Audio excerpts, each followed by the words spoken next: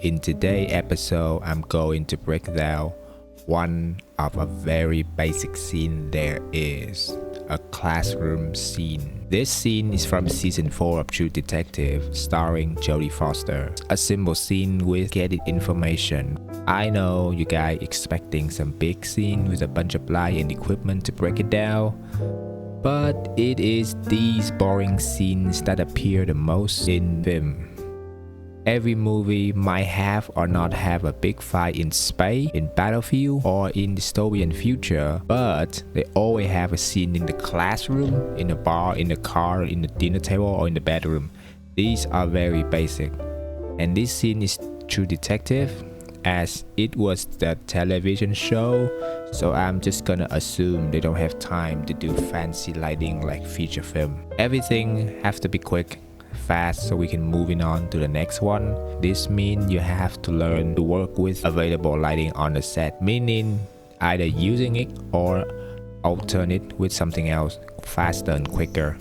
In this classroom scene, what mostly happen is they will try to blast some sort of a light from the outside through the window into a wall, create a shadow shape on the wall.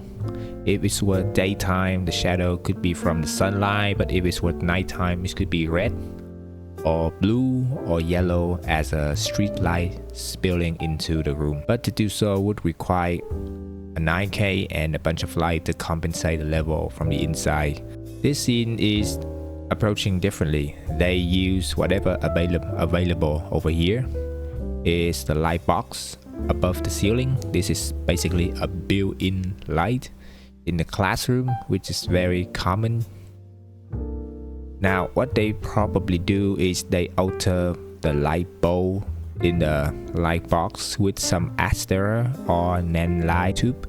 In my country we mostly use NAND light tube or Amaranth tube, since they cheap and they also support Bluetooth control. And once we do that, we can separately control them dimmer up and down depend on the area, create the separation. Shot number 1. The light box above their head is the main key light on the scenes. Since you can remotely control on your phone, you can dimmer it up and down to find the level that you desire. If it has anything to do with the softness, then you might want to tape in some diffusion on the cover of the light box, like 216 diffusion. You can also have to put some black wrap around the light to avoid the light spilling too much on the wall. Since behind the camera is the white wall, so you have to put floppy on the left and the right frame to suck all the light out, create more contrast on the face. Shot number 2. The light box above provides the main key light on his face. We can also put a light mask with grid above the camera just to get a little bit of a triad on his field side of his face. Normally, if you want to get the triad from the single light source like the light box in this situation, I think you're gonna be in a lot of trouble. Just put another light above the camera with minimum dimmer and you will have that triad on their face.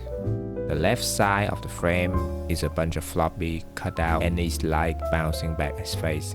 Maintain the contrast. Shot number 3 is the single of him. The lighting setup is exactly the same as shot number 2. Probably they shot it parallel because they have 2 cameras at the same time, so they can shoot it with 2 different angles. Shot number 4, pick up on Jodie. Since we have the guy lit up with a very perfect combo, it would be a shame if we don't do the same for Jodie. We have a main key light on the light box above. On the field side of her face, we play the same light mat to get the triad on her face just like the guy. On the right side of the frame is a bunch of floppy to stop the light from bouncing back her face. Maintain the contrast. In the background, it is obviously lit up with another light box. We can dimmer up and down to get the intensity and the level of brightness right. And we also have to add some black cutter and black wrap just to avoid those light box spilling the light into the wall. Shot number 5, pick up close-up on Jodie. The lighting is pretty much the same. Obviously, once the lighting is done, the only thing that needed is just add in more diffusion. To get this softness that we want, you can simply add 216. On the right side is always a floppy, you just have to adjust not to let it in frame. This is pretty basic, I think you know what to do. Shot number 6 is the over the shoulder shot. The lighting setup is the same. You guys can pause this video to have a look at the lighting, and that's it for the episode breakdown. I'll see you in the next one.